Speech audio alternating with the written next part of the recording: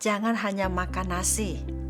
Firman Tuhan dari Matius 4 ayat 1-4, Ulangan 8 ayat 3, Keluaran 16 ayat 21, Ibrani 4 ayat 12, dan 2 Timotius 3 ayat 16-17. Firman Tuhan berkata, tetapi Yesus menjawab, ada tertulis, manusia hidup bukan dari roti saja, tetapi dari setiap firman yang keluar dari mulut Allah. Matius 4 ayat 4.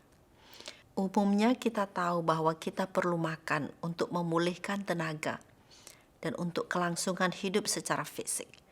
Tetapi apakah saudara tahu bahwa saudara juga membutuhkan firman Tuhan untuk hidup?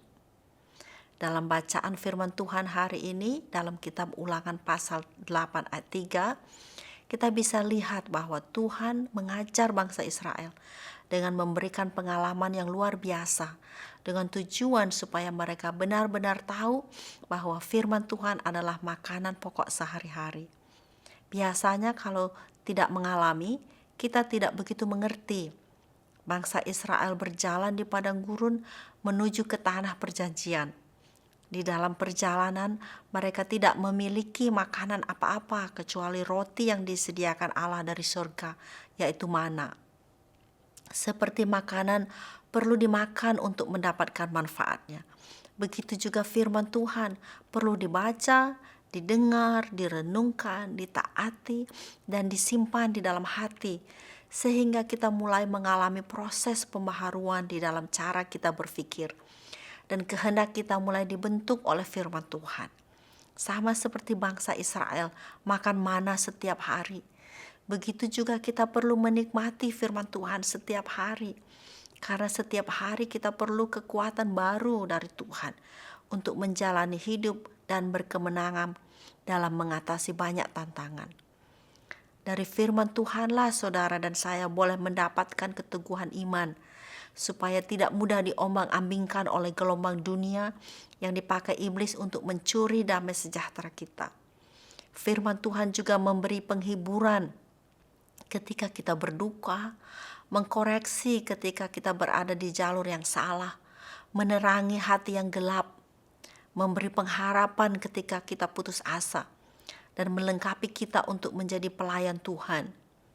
Memang Tuhan yang menyediakan mana dari surga, tetapi umat Israel harus bangun dan keluar memungut mana sesuai dengan keperluan mereka masing-masing.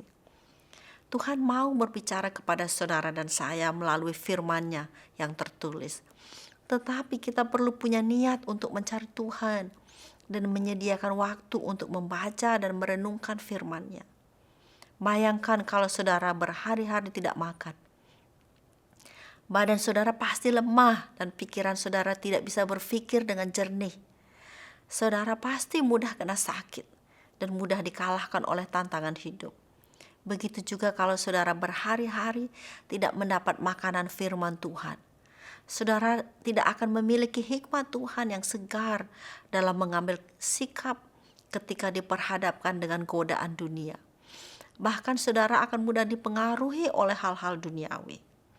Kalau rohani kita lemah dan mudah sakit, bagaimana kita bisa memenuhi identitas kita sebagai terang dan garam dunia? Mari mulai sekarang kita menyediakan waktu setiap hari untuk membaca dan merenungkan firman Tuhan secukupnya, menyimpan firman itu di dalam hati dan mentaatinya. Saudara pasti akan menghadapi banyak godaan untuk mengabaikan kebiasaan membaca firman Tuhan.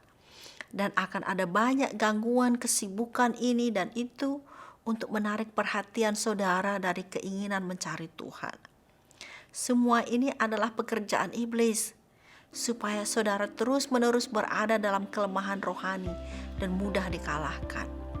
Mari kalahkan godaan-godaan supaya rohani kita sehat dan kuat, sehingga kita hidup dalam kemenangan demi kemenangan di dalam Tuhan Yesus.